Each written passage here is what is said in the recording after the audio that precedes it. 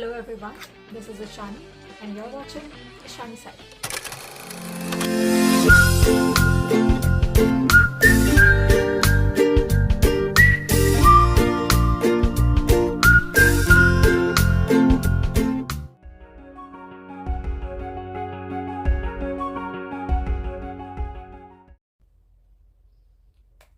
Then we have a whole map regarding the selection procedure. So let me tell you about the embassy track, as I was an embassy track applicant. For embassy track, at first there would be a screening round over where they would be checking your applications, if you're missing anything or not, and they would be going through all the documents that you have submitted, and on the basis of your application they will be screening it and selecting you for the interview round. They'll be sending you an email for that, informing you about the time of the interview and the date, and you have to prepare for that. After that, the interview would be connected. It can either be a single one or it can be a group interview with like 4 or 5 people in one slot.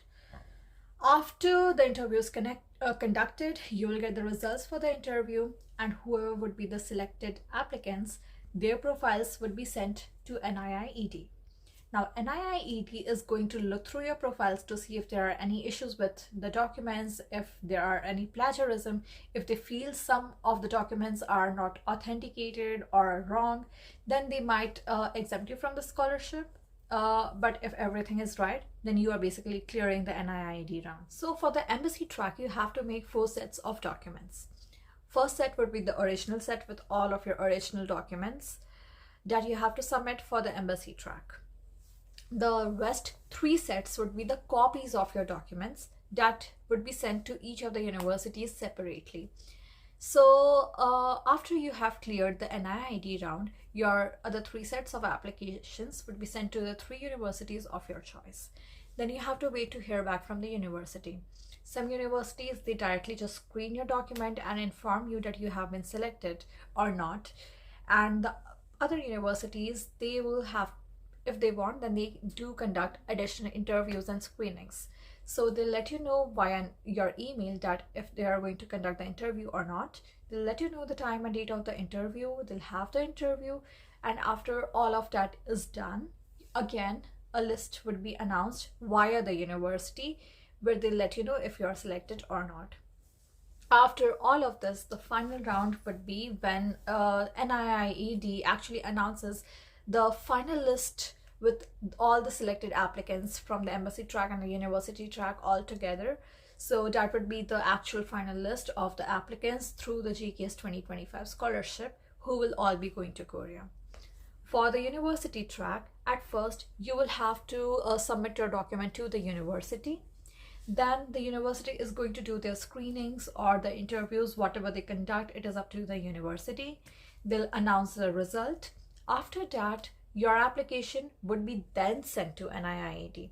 The NIIED will do their checking, will go through your documents, see if there are issues with plagiarism or if any document is missing, or if they find issues or errors with any documents, they'll let you know, and then they'll accordingly select the applicants. If you have cleared the NIIED round, then after that your name would be sent and it would be included in the overall final list with everybody from the embassy track and university track all together, all the applicants who have been selected, and NIIED will publish that. So the period has been mentioned in the guideline, the whole schedule of everything. So for embassy track, the first round of selection where you send in your document and the screening is done is between February and March. That is the time when they conduct the interview as well. Then for when the documents are recommended to NIIED, it is done in early April, and then the second round of selection by NIIED is done by late April. The third round of selection, which is done by the university, is usually done around the last week of May, and then the final result is announced in late of June. For university track, the first round of application or selection is done around February to April. So you guys have time till April to submit your documents to the university. Then after the screening and interviews, which would be done by April, your documents would be recommended to NIIED by late of April. Then by the late of May, the second round of selection by NIIED would be done. And then finally the NIID will announce the final list of selected applicants. So that is the overall timeline. Okay, so there are some important things to note while you submit your documents and fill out the application form. So I'll list them out to you right now. So all of your documents should be submitted in English or Korean. If your documents are in your regional language, then you have to get them all translated to English with a report or a certificate stating about the whole translation procedure with certain kind of stamp or seal. That will make it authenticated. If not, then your documents would not be accepted and it would be rather rejected. Then each embassy or university must, or I mean, it is up to them if they may add or simplify the documentation requirement as per their own discretion. So you have to also wait for your own embassy's guideline if they like announce any, or you can also go and check the website of your university if they have specific requirements for that. Okay, the letter of recommendation must be signed and sealed by one recommender, and also you have to get 3 copies for your letter of recommendation if you're applying via the embassy track. So one should be the original, the rest 3 should be the copies. All of them should be put together in one envelope, seal the envelope, and the seal of the envelope should be signed or stamped by your recommender. Okay, now the items to note while you fill out the application form. So you must put your official name and the official name of the university or the department that you're applying to. Your name must be in English and should match the name on your passport.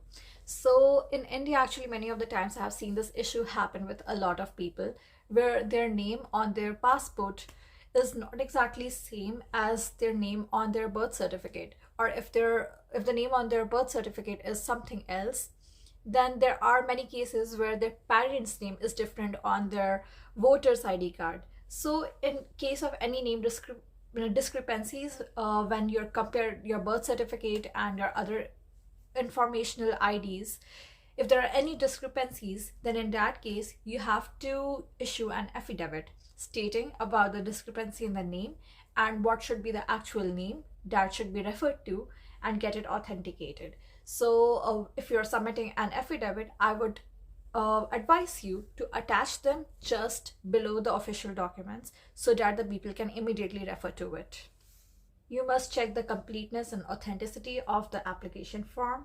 Also, according to the checklist, all the application forms should be submitted in the exact same order. You have to check the index, you have to check the serial number, and whatever and however they have mentioned in the checklist, you have to submit it all in the same order. From 1 to 22, whatever documents, all in the right order. Also, when you're submitting the documents, in the top right corner of each document, you have to attach a label stating what is that exact document. Like if it's your birth certificate, then you have to mention over there that this is the proof of family relationship. On the top of your transcript, you have to submit this is the transcript. So you have to attach a label. All the documents should also be specifically in A4 sized or letter sized. If the document is smaller than the A4 size, then attach it on a blank A4 sized paper. If it is larger than A4 size, then fold the documents into A4 sized paper, but it should all be in A4 size. Then the points of evaluation has been mentioned over here. There is review of qualification. So, and then there is the review of competency. There is no oral interview in the second round of selection of an IIED. So you have to be mindful of that. Apart from that, there are certain evaluation preferences which they have mentioned, which I had already spoken about, but I would just read it out from here, that the overseas Koreans are preferred, the applicants from low-income families or underprivileged backgrounds, the applicants who have applied for a natural science and engineering department in a regional, that is the type B university, applicants who are current academic professors in natural science and engineering department, applicants who have submitted a high score of English proficiency, so those are also very much preferred, and postdoctoral research program applicant in a natural science and engineering department. Okay, so I think I have covered all the necessary points which should be considered while filling out the scholarship application. Moreover, if you like go to the end of the scholarship guideline, you would be able to see all the contact information of the Korean embassies, contact information of the Korean universities, and the contact information of the NIIED, which I would prefer do not reach out unless you have very urgent questions or doubts. There are some useful websites which have been mentioned over here, which you can refer to. There are appendixes. So the first appendix is the CGPA conversion table. So when you go out and fill the application form, you will see over there, there is a table where they require your GPA in 100-point scale or in any of the mentioned 4.0, 4.3, 5.0 or 4.5 scales. So if you have converted your GPA in any of the 4-point scale, and you also want your score on a 100-point scale, then there is an appendix which you can refer to where you would be able to calculate your grades and accordingly fill it out in the application form. Then there is a list of all the DAC list of ODA recipients. You can refer to those as well. There is a contact of all the Korean embassies, contact of all the Korean universities. So basically all the useful information which you may need, that is present at the end of the form. So just scroll down, get all the info that you want. Also, there are certain frequently asked questions which I would suggest you to go through them very efficiently, because they actually contain a lot of questions which the people usually ask me or the people have doubt about. All the things which might confuse you, there are a lot of those questions present over here in the FAQs. So just go through them once, look into it, get your doubts clarified. Okay, so guys, this was all about the GKS application process for the 2025 graduate degrees. This was what I felt I could talk about and let you all know about.